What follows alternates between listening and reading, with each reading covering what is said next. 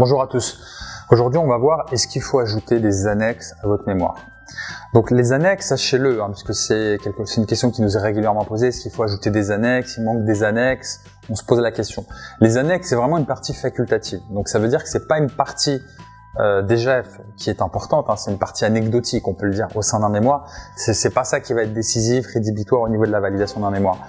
Les annexes, en général, c'est vos résultats d'entretien, vos résultats de questionnaire, c'est des documents pertinents que vous avez utilisés pour la rédaction de votre mémoire, qui n'ont pas la place au niveau du fond, au niveau du fond du mémoire, mais qui peut être intéressant effectivement de présenter au jury parce qu'ils ont un lien direct avec ce que vous avez rédigé au sein du mémoire. Donc on estime que effectivement, c'est bien si vous mettez des annexes. Si vous en mettez, attention à ce qu'elles soient pas disproportionnées en termes de volume, c'est-à-dire que on peut pas, par exemple, avoir un mémoire de 50 pages et avoir 40 pages d'annexes. C'est pas possible parce que dans certaines formations, c'est même un motif de refus du mémoire.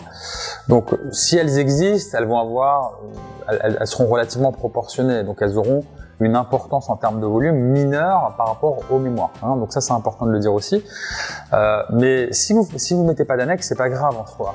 C'est pas une partie qui va encore une fois qui va être déterminante du mémoire et qui va même avoir un impact notable sur la notation. Si impact il y a, l'impact est non significatif au niveau de l'évaluation, puisque c'est vraiment pas une partie importante du mémoire.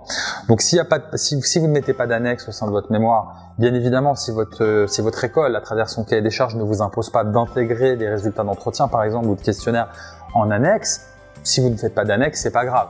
Focalisez-vous davantage sur ce qui compte vraiment et sur ce qui vous permet vraiment de marquer des points au niveau du mémoire, sur le fond, sur la forme, sur la relecture, sur la qualité de vos analyses, votre partie empirique, vos préconisations, la qualité de vos sources. Ça, ce sont des choses qui vont être importantes dans l'évaluation, dans la validation de votre mémoire. En revanche, les annexes, non. N'ont pas une importance significative. Voilà, j'espère que cette vidéo va pouvoir vous aider à décider si vous devez faire une partie d'annexe ou pas. Bon courage pour la rédaction de votre mémoire.